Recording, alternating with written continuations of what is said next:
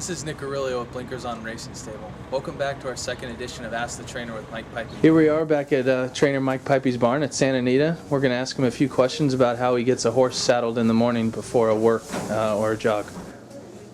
So right now, is that that cloth he's putting on before the saddle, is that kind of a protective? Yeah, that's a chamois that keeps the saddle from slipping right now that he's putting on. Then he moves on to the saddle towel right now, which keeps the saddle from rubbing the horse and the rider and his boots from rubbing the horse too. So they're basically, the first one keeps the apparatus from moving. The second one takes and keeps the rider from making rub marks on the horse. So we don't want the horse to have his flesh, torn or anything like that. And then comes the pad, which is a pad that goes right on there, which the saddle will lay down on top of to be on top of the horse. So you got multiple layers here. You go from the chamois to the cloth to two different pads. There's 4 pieces right there underneath the saddle. And then we move on to put the saddle in the girth, which is the girth is what holds the saddle on the horse's belly, and that's how you get the saddle onto the horse. Now, does the tightness of the girth, does that differ? Do you usually put it as tight as you would for a race? Is it always the same? Probably not. I think in racing, those saddles have different girths and different equipment. I think you got to make sure you're a little tighter at racing speed as far as galloping. If you tighten the saddle too much, you can give the horse, a little bit of a problem or a bump under their stomach, from putting it on too tight. So we don't like to put it on too tight. Matter of fact, we use an extra cloth there that keeps, again, that thing from rubbing or having any problems, and sometimes an extra pad on certain horses that the girth bothers them, So we do a little bit of both. The triangle piece is the spreader, basically, and that keeps the reins on each side, which keeps a balance for the rider and the horse both. That one side of the reins goes through one of the holes.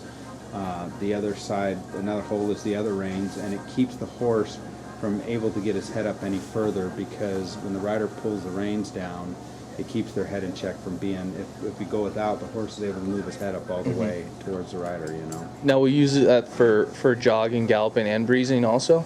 Pretty much, yes. I like to use them for working even. For working, Some riders don't like them on. They don't like the restriction of the reins. They want to have them all the way for themselves, but yeah, pretty much I'll use that same equipment on every. What are the bell boots used for? The bell boots are there for protection when they're jogging, not galloping. When they're going in the slower speed, they protect the horse from reaching up with the back leg and striking their front and grabbing a piece of their foot, which is called a grab quarter. So you keep them away from grabbing a quarter by using the bell boots. And the polos right now that we're using don't give the leg any support. They just give them protection. Again, you're keeping the front leg from hitting the other front leg if they spook at something or jump, and you're keeping the other back leg from going up and hitting that front leg as well, and again keeping that in check as well. Okay. Now, will he wear these in a race also, or is this more? Okay, so he will. Correct.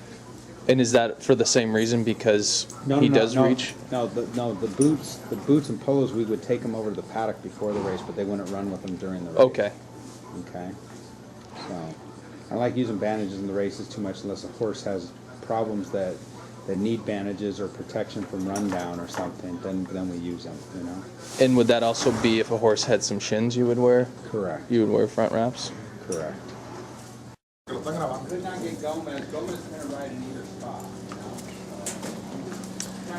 Here he is, all tacked up now. He's going to head to the track and get ready for a jog.